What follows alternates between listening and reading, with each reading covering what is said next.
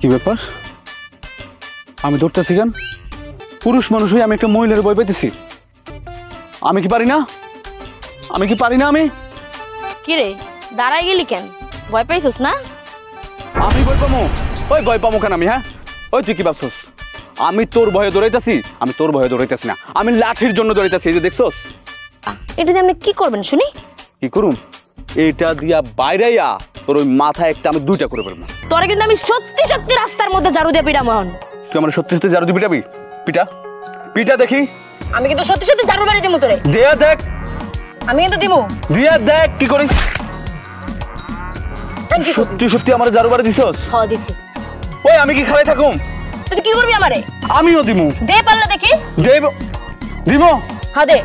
দেখ মাগো মাগো জায়গায় দেখছি যে মাইয়া মানুষ পুরুষ মানুষের কথা উঠে আর বসে, আর তোর সিদ্ধান্ত আমার চলতে হইব না। আমার সিদ্ধান্ত তুই চলবি না।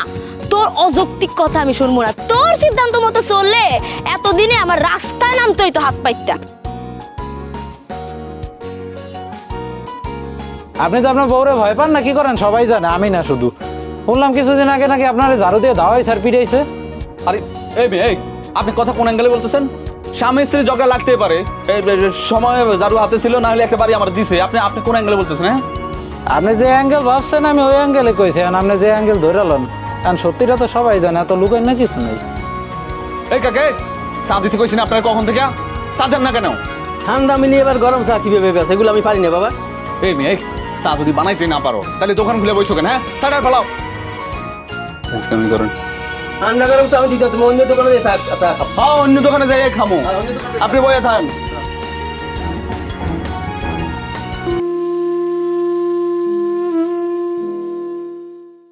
এই কি ব্যাপার? তুমি তোমার বাপারে নিয়ে আবার ঘরে ঢুকছো কেন? হ্যাঁ, কোন সাহসে নিয়ে এসো? কার পারমিশনে নিয়ে এসো? হ্যাঁ দেখো, আমি তো সবই জানি, কিন্তু এর লেগে কি আব্বারে রান্না করে সাথে দিবা? রান্না করে রাখবো না তো কই রাখবো? হ্যাঁ, তোমার বাপের কপাল ভালো যে আমি তারে রান্না করে থাকতে দিছি। এইভাবে যদি বাইরে করে দাও রান্না করে থাকে, গ্রামের মানুষ জানলে আমার কাছে বদনাম হইব না? মানুষ কি করবো কও? এই গ্রামের লোকজন তোমার খাওন দেয়? হ্যাঁ, নিজের শরীরে কষ্ট করে এরপর ইনকাম করে সংসার চালাইতেছো না, তাহলে সমাজের মানুষের কথা তো ভাবো কেন? হ্যাঁ, চাচা, এই বৃষ্টির ভিতরে আপনি কই যেতেছিলেন? কই আর যাবো, দুই চোখে যেদিকে যায় ওই দিকে যাবো। আর এটা আপনি কি কইতেছেন?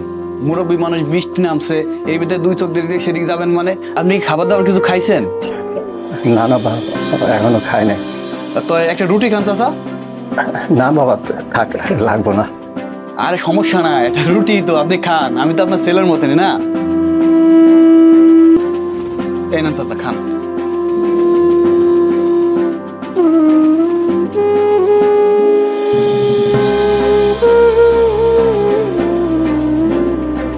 চাচা, আপনার দেখে তো ক্ষুধার্ত মনে হইতেছে, আর এই সময় হঠাৎ করে আপনি বাসার বাইরে চলে যাচ্ছেন বৃষ্টির মতো, তো আপনি বৃষ্টি পেলে ভিজতেছেন কেন? বাড়ি চলে যান। আমার আবার ঘর আছে, আমি তো থাকি রান্না করে। কেন চাচা, আপনি রান্না করে থাকেন কেন? ছোট থেকে পোলাটারে অনেক কষ্ট করে মানুষ করছিলাম, এখন ঘরে কেউ নাই, মা মরা ছেলে আমার। ভাবছিলাম পোলাটারে একটা বিয়ে করাইলে সংসারটা সুখে হইব, পোলাটাও আমার সুখে থাকবো, কিন্তু হইল না, সবকিছু উল্টা হয়ে গেল। আচ্ছা চাচা, আপনার ছেলের বউ যে আপনার সাথে এরকম অত্যাচার করে, তার মানে ছেলে কোনো প্রতিবাদ করে না কেন? আপনার ছেলের তো এটা খারাপ। না না বাবা, আমার পোলার কোনো দোষ নাই। আমার পোলার বউ আমার তুই চোখে দেখতে পারে না। পোলার বউ চায় আমি ঘরে না থাকি, আমি বাড়ি থেকে বাইরে। এখন আমার পোলার সুখের লেগে আমি বাড়ি থেকে বাইরে আইছি, কিন্তু আমার বউ যে আমার উপরে অত অত্যাচার করে, আমার পোলারে আমি কই না। আমার খুব ভালোবাসে আমার পোলা, এই জন্য আমি বাড়ি থেকে বাইরে হয়ে আইছি। এখন এই গ্রাম থেকে আমি চলে যাবো, কিন্তু পোলা আমার কোনোদিন আর খুঁজে পায় না। হয়তো একটু পোলার খারাপ লাগবো, কিন্তু আস্তে আস্তে ঠিক হয়ে যাবে।